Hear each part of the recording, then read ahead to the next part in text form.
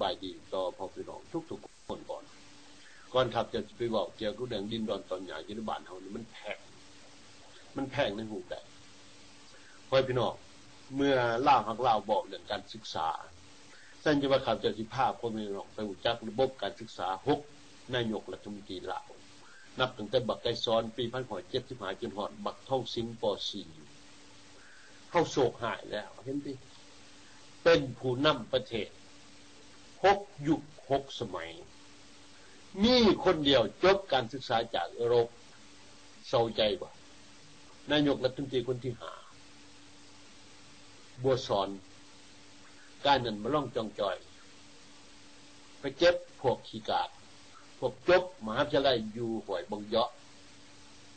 อันนี้แหละครับเจ้าจริงอยากอธิบายให้ลูกให้หลานทุกคนเข้าใจพ่อพี่น้องอิทธิพลแก้วกับมาแห้งตัวนี้นะครับเจ้าอยากเว้าให้ทุกคนเข้าใจว่าเป็นหน่วยแต่เฮายอมรับอิทธิพลทางด้านการศึกษาของแก้วทั้งที่ว่าแก้วปัจจุบันนี้ส่งลูกส่งหลานเขามาเรียนอยู่ในการอย่างหลวงหลายที่สุดครับเจ้าเคยเว้าหลายครั้งหลายหนที่2ของโลกห้องจากเกาหลีใต้เห็นบ่พ่อพี่น้องประเทศจีนก่อนที่จะปลดปล่อยออกจากเศรษฐกิจสังคมนิยมมาสู่เศรษฐกิจตลาดเขาเป็นประเทศมหาอำนาจทางด้านการเงินปัจจุบันนี้เขาส่งลูกส่งหลานเขาไปเรียนใส่เขาไปเรียน5 หน่วยบ่เห็นบ่อยากให้บักท่องสิงอยากให้บักตุ้มกะลีนาคีกานาคีขันขาเข้าใจเขาส่งลูกส่งหลานไปเรียนอยู่อเมริกายุโรปทั้งนั้นลาวเฮาพ่อพี่น้องเมิ่นเฉยเลยฉะนั้นจะว่าลาวฮักลาวบอกว่าปัจจุบันนี่ระบบการศึกษาอยู่ในบ้านเฮานี่รัฐบาลลาวแดงมันเมิ่นเฉยจนเฮาบ่ฮู้จักว่ามันเมิ่นเฉยแบบใดฉะนั้นจะว่าพ่อพี่น้องครับจะสิบอกแต่ว่าถ้ามีตะมอนี่ครับจะเห็นสิภาพพ่อพี่น้องไปฮู้จักว่าเป็นหน่วยได้ดินดอนตอนอยู่ในบ้านเฮานี่มันมีราคาแพงจนว่าปัจจุบันนี้มันเกิดมีสังคมภาคกลางบอกหรือว่ามันมีพวกบ้าบ่องได้รับเงินกองโตต้องการจะปั้นเงินตัวนี้เป็นเงินที่มันถูกต้องตามกฎหมายนักลงทุนเขาไปอยู่บ้านเฮาเป็นหยังเขาเอาความอ่อนเพลียความบ่หัวซ่าของผู้นำลาวเข้าไปเฮ็ดให้ดินดอนตอนหญ้าของเฮาอยู่ในเมืองมีราคาแพงพอพี่น้องระบบการซื้อดินอยู่ในบ้านเฮาคือครับจะบอกมี2ระบบหนึ่งซื้อเฮือนซื้อสร้างซื้อดินดอนตอนหญ้าอยู่ในเมืองระบบหนึ่งแม่นสร้างสัพพทานอยู่นอกเมืองอยู่นอกแคว้นอยู่ตามภูผาป่าใหม่อันนี้หมายความราคามันก็โอเคเลยเฮกตาร์1 ยูโร 1บ่2 ยูโรบ่หรือว่า$10บ่แต่ว่ามันก็ถูกที่สุดของโลกพอแห้งแล้วระบบตัวนี้นี่บ่พี่น้องการซื้อดินดอนตอนหญ้าอยู่นอกเมืองก็โอเคแต่ว่าเฮามาตั้งคำถามกันว่าเป็นด้วยเหตุใดรัฐบาลลาวบ่พยายามเอาคนตัวเองเข้ามาสู่สัพพทานการปลูกการฝังยางพาราปลูกกล้วยปลูกอ้อยพอพี่น้องก่อนครับจะไปบอกเกี่ยวกับเรื่องความมั่นคงของชาติฟังสักๆเรื่องของพี่น้องอยู่ประเทศจีนปัจจุบันนี้เพียงแต่เฮาสิเอารถขนสินค้าเข้าประเทศจีน6 กิโลเมตรเกินไปนั้นมันบ่ให้เขาได้ขายมันต้องเอารถมันเองขนสินค้ามันเห็นบ่เบิ่งความมั่นคงเขารักษาไว้เบิ่งดูพ่อแม่พี่น้องแม้กระทั่งรถเขายังบ่ให้ขนสินค้าเข้าสู่ดินแดนประเทศจีนได้เขาห่วงเขาห้ามพอมีพี่น้องลาวเฮาโอ้ยต่างประเทศไปเห็นน่ะคือเมืองสวรรค์มึงอยากเฮ็ดมึงอยากฆ่ามึงอยากขายมึงอยากปลูกมึงอยากฝังรัฐบาลลาวหายห่วงก็นอนดมกดเมียอยู่หอค่ำอยู่สำนักงานนายกบ่มีเว้าถึงความมั่นคงของประเทศเลยเก็บอย่างมาปลูกแก้วอย่างมาฝังไหนทุกเฮ็ดผูกแบบเห็นบ่จึงเฮ็ดให้ตามประเทศเดียวนี่มันลงทุนอยู่ในบ้านเฮาเนี่ยโดยรัฐบาลลาวนี่บ่หัวซ่าพ่อพี่น้องครับจะเว้าใหม่อีกถ้าแม่นว่าประเทศจีนน่ะเพียงแต่บ่ให้รถขนสินค้าเข้านะมันบ่แม่นรถตั้งรถช้ามันบ่แม่นรถทหารของอเมริกาได้รถขนสินค้าแต่เนี่ยเขายังห่วงห้ามเลยเบิ่งแม่พ่อแม่พี่น้องลาวเฮาพ่อแม่พี่น้องหายห่วงเลย คือการจะว่าระบบการศึกษาของผู้นำเราถ้าตกอยู่ในสภาพแบบนี้บ่เข้าใจถึงความปลอดภัยของประเทศมันก็บ้าบอกเท่านั้นเดี๋ยวนี้เนี่ยพอเรานักลงทุนเขาจะเฮ็ดได้เขาอยากมาเฮ็ดได้อยู่บ้านเฮาประจำประจีกฎหมายบ่ได้การลงทุนอยู่ในบ้านเฮาเนี่ยเขาบ่เบิ่งบ่แย่งเขาบ่ฮู้จักเห็นบ่เพียงแต่ว่าเงินกองโตมากเท่าใดนี่ตายเมื่อหลดของคือข้าพเจ้าว่าเป็นหน่วยเหตุใดเขาจึงปล่อยให้ตามประเทศเขามาแย่งชิงเอาพื้นแผ่นดินของเฮาไปปลูกยาสัมปทานบ่ยางสับปะรดยางสับปะหลาบ่เป็นหยังเฮาบ่ให้คนลาวของเฮาเฮ็ดเองพอพี่น้องปลูกยางพาราน่ะบ่แม่นสิตั้งห้องจักโรงงานเฮ็ดรถเบนซ์เฮ็ดรถคุมเมอร์เฟอร์รารี่เพราะที่จะใส่ระบบการศึกษาเกี่ยวกับเรื่องเทคนิคนี่มันหุ่นแห้งบ่พ่อแม่พี่น้องส่งคนไปเรียนอยู่ประเทศไทยประเทศมาเลเซียน่ะเอาปลูกยางพาราพ่อแม่พี่น้องบ่คันว่ามันยากแล้วมึงพากันผูกคอตายได้แล้วมันจำเป็นต้องให้แก้วให้ยังเขามาผูกเฮ็ดก็ได้บอกเป็นอย่างรัฐบาลบ่เบิ่งแยกให้ล่าเฮาเฮ็ดให้ล่าเฮาคุ้มครองให้อยู่ในความคุ้มครองของประชาชนลาวและกรรมกรลาวและเกษตรกรลาวพ่อแม่พี่น้องรายได้เวลานั้นเฮาบ่จะเป็นจะต้องไปมอบให้โคตรแก้วชีวิตของมันเพราะพี่น้องการปลูกกล้วยปลูกอ้อยคือกันเฮาบ่จำเป็นต้องใส่วิธีการไปเรียนปลูกฝังน่ะอยู่ในมหาวิทยาลัยบ่มีหยังจักนี่ด้วยเทคโนโลยีแบบนี้นะเฮาพยายามเรียนคนแบบสั้นๆนะเฮาก็มาให้คนลาวเฮาเฮ็ดเห็นบ่อันนี้เราพี่น้องเป็นปัจจัยนึงที่ว่าเฮ็ดให้นักลงทุนต่างประเทศเขามาเอาดินดอนตัวหญ้าเขาปลูกยางพาราปลูกกล้วยปลูกอ้อยเอารายได้ของเฮานี่เข้าไปโดยเฉพาะปะให้ประชาชนลาวนี่เป็นขี้ขามาใส่เขาแทนที่เฮาสิเป็นเจ้าพ่อตัวเองเฮาเลยไปเอานักลงทุนมาเป็น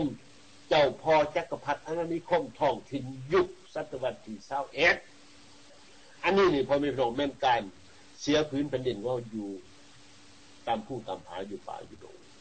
เฮ็ดให้สินค้าป่าใหม่ของพวกเฮานี่ดินดอนตอนหญ้าของเฮานี่ถูกทำลายโดยนักลงทุนต่างประเทศเขาบ่ได้เป็นเจ้าของแผ่นดินเขาเป็นขี้ขามาใส่ยุคศตวรรษที่19เกิดขึ้นมาใหม่สมัยนั้นเขาเป็นขี้ขามาใส่ของฝรั่งปัจจุบันนี้เขาก็เป็นขี้ขามาใส่ให้นักลงทุนแก้วนักลงทุนเจ๊กอันนี้นี่มันเฮาเสียพื้นแผ่นดินของเฮาแบบเฮาเห็นแก่ยุคศตวรรษที่20พอพี่น้องดินดอนตอนหญ้าอยู่ในเมืองมันเป็นอย่างราคาแพงเป็นเบากันตัวนี้เนี่ยโอเคครับเจ้าเองก็ว่ามีปัญหาแต่ว่าบัดนี้เฮามาตั้งคำถามกันนั้นดินดอนตอนหญ้าอยู่ในเมืองมีราคาแพงย้อนหยังย้อนรายได้ของลาวเฮาสูงขึ้นบ่ตัวนี้นี่ขอให้พ่อแม่พี่น้องพยายามหยุดสนักอ้างฟ้าอ้างดินได้แล้วพอพี่น้องดินดอนตอนหญ้าอยู่ในเมืองปัจจุบันนี้มีราคาแพงปัจจัยจะมีเป็นนักลงทุนพวกนี้มันโกงราคาที่สองมานี่มันการสอการโกงกันเงินอยู่ในบ้านเฮานี่มันมาแห้งพวกสอพวกโกงพวกคนทักมีเงินมีคำบ่จักเนี่ยสิเฮ็ดสิไปลงทุนอยู่บางกอกอยู่โกลาลัมเปอร์มันก็บ่มีระบบกันบอกภาษาเขาเข้าใจเนี่ยเห็นว่ามันก็ต้องพยายามเอาเงินที่ว่าเสียภาษีบ่เสียภาษีบ่เงินสอเงินโกงเงินกองโตนี่มาปั่นการซื้อดินอยู่ในบาทเฮานี่เฮ็ดให้มีราคาแพงและการซื้อดินดังกล่าวได้กลายเป็นถูกต้องตามกฎหมายบัดนี้พอพี่น้องเฮาสิไปสอบไปถามว่าเงินใดมันมาจากไหนเขาก็อ้างฟ้าอ้างดินได้เด้เห็นบ่ตัวนี้นี่หมายถึงแม่นพวกโจรคอมดินลาวแดงปั่นราคาดินให้สูงขึ้นเพื่อจะเอาราคาชนิดให้เป็นราคาถูกต้องเดี๋ยวนี้จะไปบอกว่าเขาจะสิคอยสอบให้โกงก็ได้คอยมีดินคอยมีดอนตาดินเดี๋ยวนี้ก็เฮ็ดถูกต้องตามกฎหมายเห็นว่าหมายความว่าอันนี้แหละการผ่านจากความเป็นโจรมาสู่ความเป็นปกติของการเอาเงินมาแผ่มาแบกต่อกรมภาษีอากรแบบถูกต้องตามกฎหมายแต่ว่าพอมีพี่น้องคือครับเจ้าพวกโจรนี่มันเฮ็ดได้เสมอถึงมันว่ามันบ่เฮ็ดระบบแบบนี้มันก็เฮ็ดได้เพราะอยู่ในสังคมลาวเฮาน่ะกฎหมายมันบ่เป็นกฎหมายเห็นบ่ผู้ที่จะเอาพวกสอพวกโกงเขามาสู่ความรับผิดชอบผ่านกระบวนการยุติธรรมได้1มันมีตั้งแต่คณะกรรมการกวดตาการสลัดบังหลวงบุญท่องจิตมณี บักนี้นี่พ่อพี่น้องมีหน้าที่เอาคนสอคนโกงเห็นเด้อบักบุญทองจิตมันเองเข้าสู่กระบวนการยุติธรรมรับผิดชอบได้มีคนเดียวคนที่สองนี่มันลูกสาวพวกแก้วพวกแหวนของบักคำไต่สิพนอนเลี้ยงทองเห็นบ่แต่ว่าพวกนี้น่ะมันบ่เฮ็ดเรียกบ่ได้คืออยู่ต่างประเทศจะเป็นอเมริกาก็บ่รู้ว่าบุญทองจิตมันนี่กับบักอีทองเลี้ยงอีต้องเป็นคนที่ว่าอยู่กับความเป็นเอกราชบ่ขึ้นเป็นคนพักจึงสามารถเอาคนสอคนโกงมาลงสู่กระบวนการยุติธรรมได้แต่ว่าอยู่บ้านเขาเฮ็ดเองเด้อลูกคำใจเห็นดิเลี้ยงทองชีพันดอนจะได้มันจะไปเอาพอมันไหนมันจะไปเอาน้องมันไหนมันจะไปเอาผัวมันไหนเขามาสู่กระบวนการยุติธรรมมันเฮ็ดบ่ได้เด้เห็นบ่ฉะนั้นจะว่าพอมีพี่น้องทุกๆคนน่ะเมื่อเวลาบ้านเมืองของบ่มีคิวที่แปะมันจึงเฮ็ดให้การซื้อดินอยู่ในบ้านเฮานี่มีราคาแพงขึ้นไปบัดนี้มันแพงขึ้นได้เดี๋ยวพ่อพี่น้องที่กำลังจะบอกถ้ามันว่านักลงทุนตามประเทศเนี่ยเขาไปซื้อดินดอนเนี่ยอยู่ในบ้านเฮานี่เพื่อจะโกงราคาเพื่อจะสอกหากำไรในเวลาสั้นๆเขาก็ฮู้จักนี่เรื่องว่ากฎหมายบ้านเฮามันบ่แข็งแรงตัวนี้นี่เป็นปัจจัยทั้งนี้ที่ว่าไปดึงดูดให้ต่างชาติเขามาซื้อดินอยู่ในบ้านเฮาแต่ถ้าจะว่ากฎหมายอยู่ในบ้านเฮานี่บ่ให้และบ่ปล่อยโอกาสให้ต่างประเทศมาซื้อดินได้นะเขาก็เอาให้เป็นแน่น่ะเขาก็เอาคนลาวเขาก็เอาพวกพรรคพวกพ่อเฮาเนี่ยเห็นบ่ฉะนั้นจะว่าเมืองบ้านเมืองพวกเขาเนี่ยตกอยู่ภาวะแบบนี้น่ะเฮาสิมาอ้างฝางนี่นะโอ้ยเศรษฐกิจมันดีเด้อราคาดินมันแพงพ่อแม่พี่น้องคือคำจะว่าเศรษฐกิจลาวเนี่ยมันเป็นเศรษฐกิจย่ำแย่ที่สุดในโลกบ่มีอยู่มีกินราคาขึ้นเงินเฟ้อรายได้ส่วนบุคคลแทนที่สิคงขึ้นเฮ็ดให้มีความเจ็บปวดการเสียภาษีเป็นที่บ่ยอมรับปัจจุบันนี้พ่อพี่น้องคือคำจะเอาพวกค้าพวกขายพวกนี้น่ะเป็นคนหังมี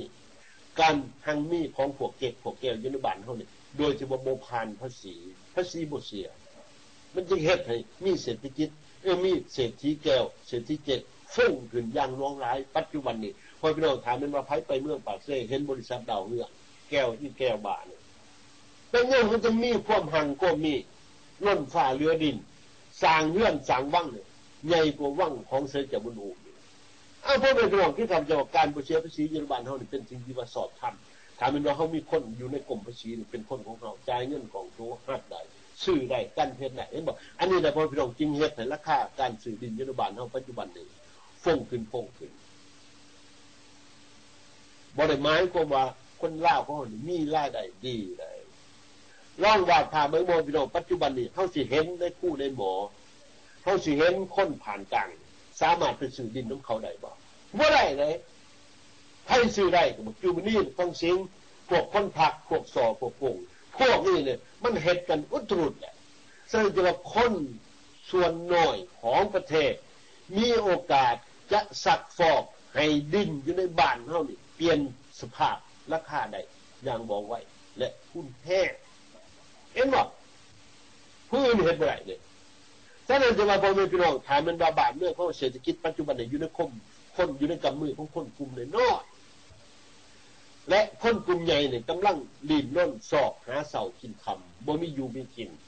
บ่จังคำถามกันว่ามืออื่นมือฮื้อนี่กูสิอยู่ได้จังได๋เห็นบ่เขายังตั้งคำถามกันอยู่นะเขาบ่มีความเชื่อมั่นกับอนาคต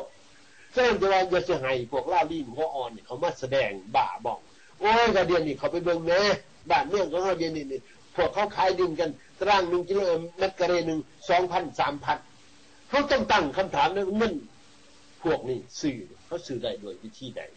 และมีจำนวนคนจักเปอร์เซ็นต์ของประเทศซื้อได้เห็นบ่พวกนี้พวกค้างนี่นะมันให้ข้อมูลมันแบบพวกบ่มีระบบการศึกษาเห็นเขาขี่รถเบนซ์เห็นเขาขี่ฮอมเมอร์เฟอร์รารี่อยู่เรือนวิลล่าเนี่ยก็ไม่ย่อเห็นดิแล้วบ่เข้าใจว่าพวกนี้มันอยู่กันกับสภาพแบบนี้เงินคำที่ว่าเขาได้เงิน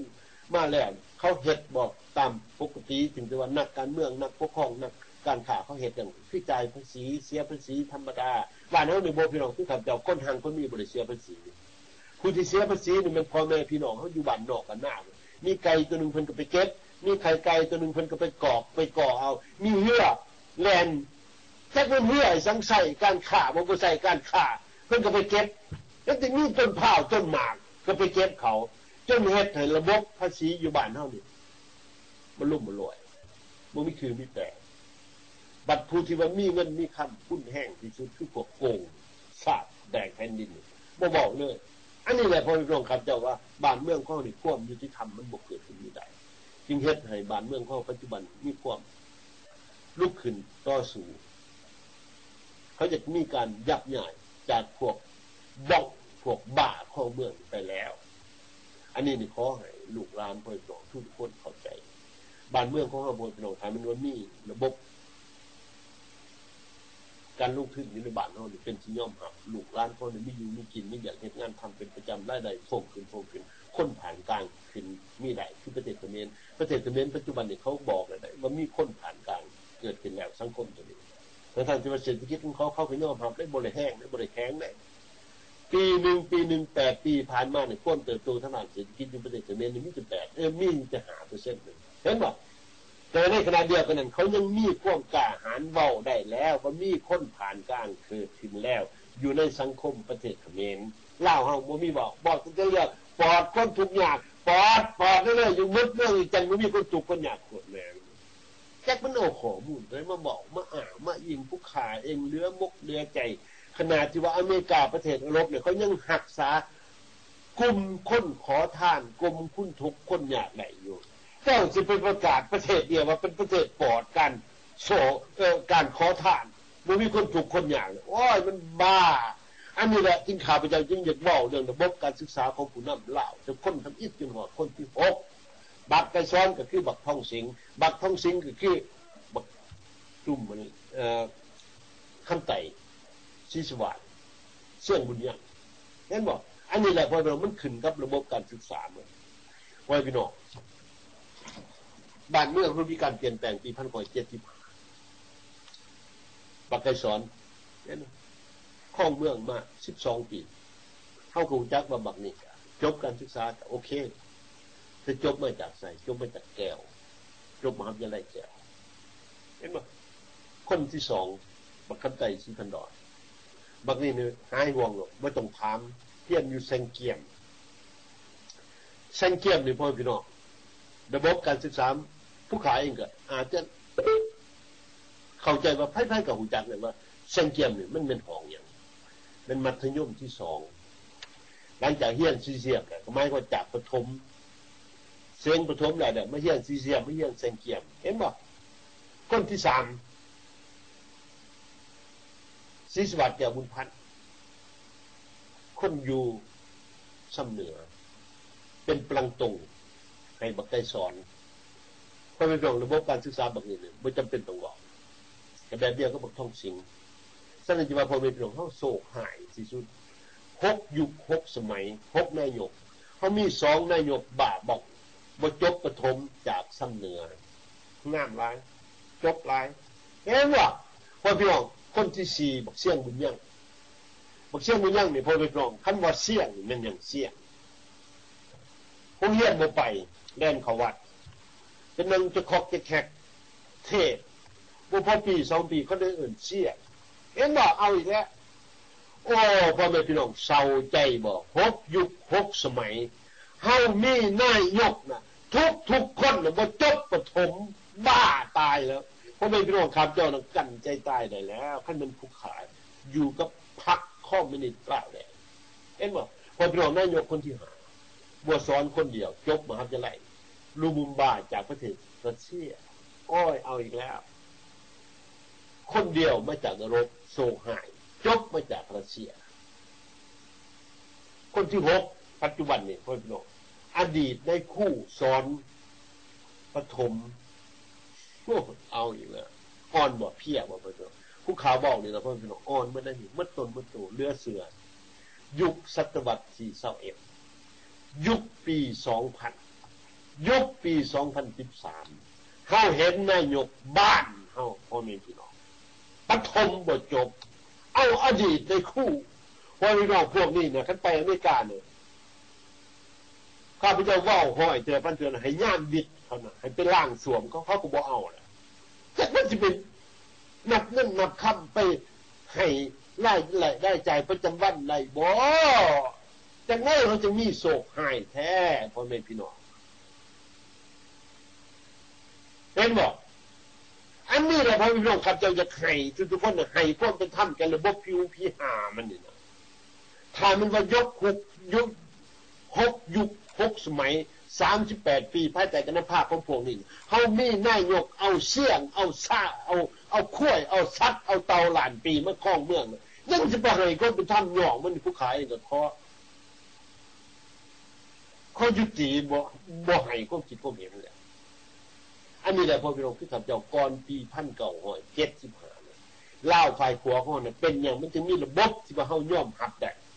จะเป็นนายกบ่จะเป็นประธานองค์การนั้นองค์การนี้บ่คือบอกบุญท่องคิดมานี่คืออีเวียงท่องเขาเอาคนจะไปจบการศึกษาจากอเมริกาจากฝรั่งอังกฤษทั้งนั้นเห็นบ่ระบบการศึกษาฝ่ายขวาพอพี่น้องเป็นที่ยอมรับคือข้าพเจ้าปัจจุบันนี่38 ปีเนี่ยกระทรวงต่างประเทศยังบ่ทันได้พลิกนักการทูตคนเดียวได้ทูตอยู่กระทรวงต่างประเทศปัจจุบันนี่นะมีแต่พวกออกจากโรงเรียนกฎหมายฝ่ายขวาเฮาทั้งนั้นเห็นบ่เราว่าถามเหมือนอันนี้นะครับจะให้ลูกหลานเนี่ยพยายามแผ่แด่เรื่องการศึกษาของพวกนี้ให้ทุกคนเข้าใจคือข้าพเจ้าบ้านเมืองเฮาปัจจุบันนี่นะมันบ่มีคือมีแต่มันบ่จักย้อนว่าพวกผู้นำมันสาดซัวนั่นกระทั่งมหาวิทยาลัยเทคนิคหมดประเทศยังบ่มีระบบการศึกษาของอเมริกามันบ่จักระบบการศึกษาของเยอรมันฝรั่งอังกฤษเหมือนเฉยเลยแต่ให้ความสนใจแก่ระบบการศึกษาของแก้ว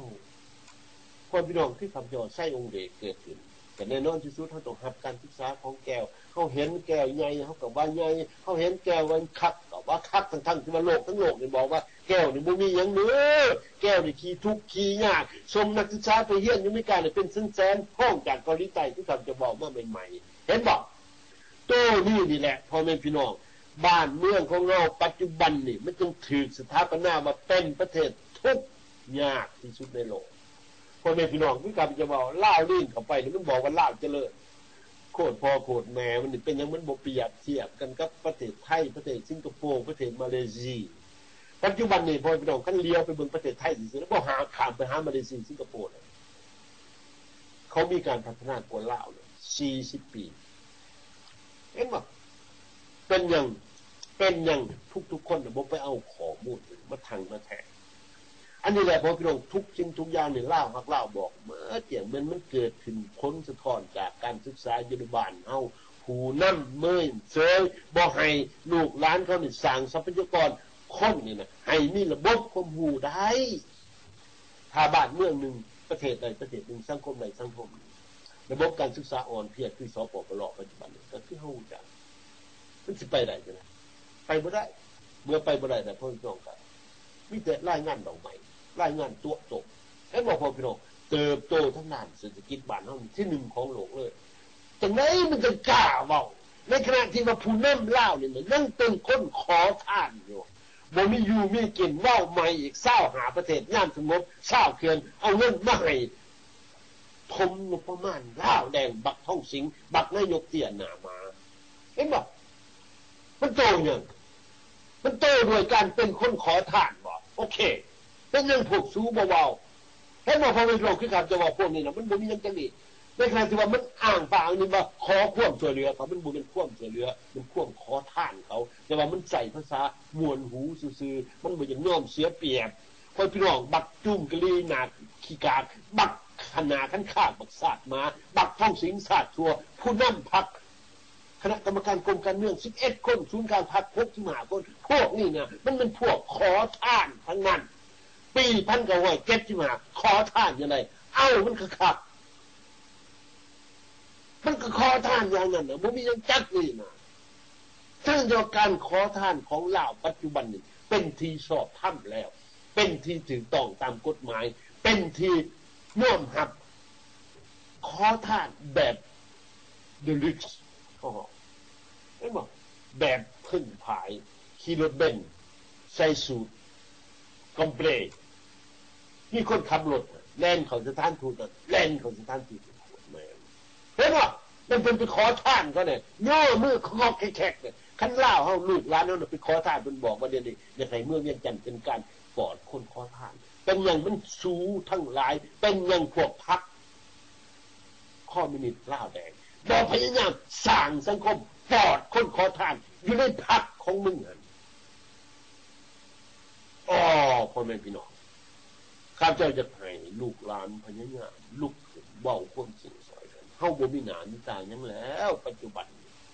เศร้าเขื่อนนั่งคอทางไปอยู่มึงสร้างมาโคตรพ่อโคตรแม่มึงอย่างสร้างมาแล้วนั่งให้ลูกหลานเนี่ยเอามุ่นแมงเขาไปขายอยู่ประเทศไทย8-9 แสนเฮ็ดให้การเลื่อนคิวขอเข้าสถานทูตอเมริกาไปหาสวรรค์เลื่อนคิวออกเลื่อนคิวออกไว้พี่น้องปัจจุบันเนี่ยอยู่สถานทูตอเมริกาการเลื่อนคิวการจ่ายเงินกองโต๊ะอย่างไรวีซ่าเขาอเมริกาคุ้นแห้งที่สุดจ่ายคนหนึ่ง6-7,000จะเขาอเมริกาเนี่ยถ้าจนเขาบอกให้สัมภาษณ์เห็นบ่ลองว่าภาพเมืองพอไม่พี่น้องเป็นหน่วยแต่จึงเกิดขึ้นไม่ได้ย่านสงบบ่มีสงครามเขามีผู้นำว่าโอ้ยขาดไปจ้ะนี่จะบักเก่งๆนี่จะบักกาแล้วมันกล้าโคตรพ่อโคตรแม่เนี่ยกล้าขอทานบ่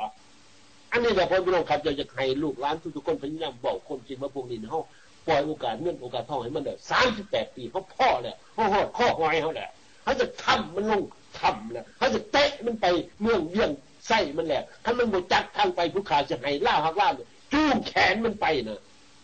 พวกบ้าบ้องพวกไอ้การศึกษาพอพี่น้องอยู่ต่างประเทศข้างบ้านของระบบการศึกษาของเขาผู้นำเขาเห็นมั้ยเขาเข้าใจเรื่องโลกาภิวัตน์นั้นยังนักลงทุนต่างประเทศเขามาปั๊บเนี่ยเขามีวิธีถามทางขอถามจ้ะอันนี้บ่เอาบ่ต้องสิงเอาในคู่ผู้ขาเองว่าเฮานี่เป็นยังเขาจึงโศกหายแท้คนมีความหูความมีระดับถือปัดเคลียร์ออกจากวงการปกครองบัดเกี่ยวไปเอาถึงแต่สัตว์เอาแต่สิงเอาแต่เสือพวกบ้องพวกบ้าเขามากำอำนาจในกระแสดงตัววัตถุเก่งขัดทั้งมุกทั้งใจเฮ็ดนั่นได้มีบัดเกี่ยวพอพี่น้องบ่มีหยังจะให้กระดีพวกนี้แก้ข่าวข้าจะอยากให้ลูกหลานทุกคนพยายามเอาความชั่วความสาพวกนี้เขามาแผ่ในแบบ38 ปีผมบ่เฮ็ดยังให้บ้านเมืองเฮามีการพัฒนาประเทศยังจังได๋กับเจ้าแม่งต่างไฮเวย์ของจรุดยังบ่เห็นพอ10 กิโลเมตรในขณะที่ว่ามีการมีเป็น 6-7 ล้านกิโลเมตรประเทศของประเทศไทยนี่ก็ใส่หนทางด่วน4เลน3เลนเป็น 2-3,000 กิโลเมตรลาวเฮาหายห่วงพื้นฐานเศรษฐกิจปัจจุบันนี้การสร้างสาหนทางจังซี่โรงหำโรงเรียนบ่มีหยังจักดีน้ำประปาไฟฟ้าเฮายังเห็นอยู่เมืองเวียงจันทน์คนทั้งกลุ่มบ่มีน้ำประปาใช้อยู่เห็นบ่ก็ได้ยังสิไปแก้ไขความยากจนได้บ้าแล้วอันนี้นะเพราะเราขับจะอยากให้ลูกหลานเอาข้อมูลง่ายๆบอกกันแบบปัญญาชนบอกกันแบบนักศึกษานิยมเขาเห็นเขามีข้อเมืองเนี่ย38 ปีเขาให้ความสำคัญมันบ่ได้นะผมนี่คืออย่างเผาแมนกันบ้านเมืองของปัจจุบันนี่คือเขาจะบอกสปปลนี่คือประนามว่าเป็นประเทศบ่มีอยู่มีกินทุกอย่างที่สุดในอาเซียนยังสิมีลิงมีคางออกจากอเมริกาประเทศทางประเทศนี้เขาไปเห็นโอ้ยไปโยกไปให้คนสำคัญผู้ขายเองก็บอกเข้าใจว่าพวกนี้มันบ้ามันจะไปอย่างไปเมืองลาวไปเมืองประเทศว่าขี่ทุกขี่หนาบ่มีอยู่มีกินอันนี้นะครับเองบ่ได้ใส่หายไปสิเขาเจ้าเห็นประเทศเขาเนี่ยที่เป็นยุโรปที่มีการมันเป็นประเทศที่ว่าเขาให้ความเป็นธรรมแก่ประชาชนเขามีรัฐสวัสดิการเขาให้สังคมเขาเป็นสังคมหลากหลายแนวคิดเขาให้คนอยู่ในเขามีความเป็นธรรมถามเป็นว่ารัฐบาลเฮ็ดผิดคนเขาเฮ็ดผิดเขามีการฟ้องร้องกันบางเรื่องบ่พี่น้องใส่ความเป็นเผด็จการอย่าไปยึดดินแดนตอนหญ้าเขาอยู่บ่ได้จะไปเอาเฮือนเอาซ่านเอาไห้หน้าตากาเขาเฮ็ดได้เสมอความห้องไห้ของประชาชนลาวปัจจุบันนี่อยู่ผู้อยู่ภายอยู่ปลายอยู่ลงเฮ็ดได้เต็มใบแม้กระทั่งอยู่ปอบย่ามตำรวจกลางแจ้งเสพทานดร.สมบัติสมพรยังถูกลากข้อเขาไปสู่ควบเอาไปงมหอยอยู่แก่งย่างจนได้เห็นว่าพอในสองวันที่15ธันวาคมผ่านมานี่ควบปลอดภัยอยู่ในสังคมบ้านเฮาปัจจุบันนี่บ่มีหยังได้จักนี่พวกพี่น้องฆ่ากันยิ่งกันแกล้งกันปุ่นกันจี้กันเฮ็ดแบบบ้านเถื่อนเมืองเถื่อนภายใต้กันน้ำผ้าของพวกโจรคอมมิวนิสต์ลาวแดงบักท้องบันแสงกระพรมาโกดแม่มึงก่อนมึงสิมอบอำนาจให้หลานชายบักคำไตศรีพนอนบักน้ำเตยกงกัดนี่มึงต้องพยายามเล่าความจริงว่าภายใต้กันน้ำผ้ากปสของมึงนี่อย่างนอกจากมึงใส่ความมุนแห้งข่าประชาชนลาวข่าลาวลีนข่าทานสุวรรณข่าทานบุญเชียงข่าทานบุญมาจากมินนิโซตาพอพี่น้องลาวลีนเข้าไปปัจจุบันในบ้านเมืองก็บ่มีคือมีแต่ตายแล้วตายอยู่ควบปลอดภัยบ่มีถ้าเราเขาจะให้ความหมายมันอย่างพวกบ่มีหยังจักนี่จังให้ลูกหลานพยายามลุกขึ้นฟังคนจริงว่าบ้านเมืองของเราเนี่ยเฮามอบอิทธิพลให้พวกพรรคค ข้อมินิลาแดนข้อเมืองเขาบอกเห็นบ้านเมืองเขามีการเปลี่ยนแปลงแต่ส่วนบุคคลคน6-7ครอบครัวพวกพรรคหั่งมีเป็นเศรษฐีโลกแต่ว่ามันบ่มีบริษัทหยังจักดีแต่ว่ามันมีสปปลมันเท่านั้นมันเอาความห่างก็มีเอาประเทศคนไปขายกินพอพี่น้องบอกขั้นไต่พอมีเรื่องพอมีเงิน860 ล้านมันมีปีมันมาปี2575บ่มีเงินจักกิจนุ่งเสื้อขาดหน้าทรงขาดหลังมาใส่เกือบไปยืมมาปัจจุบันนี้เป็นเศรษฐีโลกเห็นบ่ย้อนบักนี่มันหนามันด่าหนามันมึนมันสอมันโกงเต็มใบมันบ่ย่านฝ่าย่านดินคือเขาเจ้ามันตายหูตายหาแต่อายุมัน89 ปีก็ได้ยินว่ามันตายแต่วันที่16เป็นอย่างมันบ่ยอมมอบเงิน860 ล้านให้ประชาชนคืนก่อนมึงตายหูตายหามึงตายไปแล้วเขาบ่ได้เอาเงินให้มึงเลยบอกบ้าแก้วจี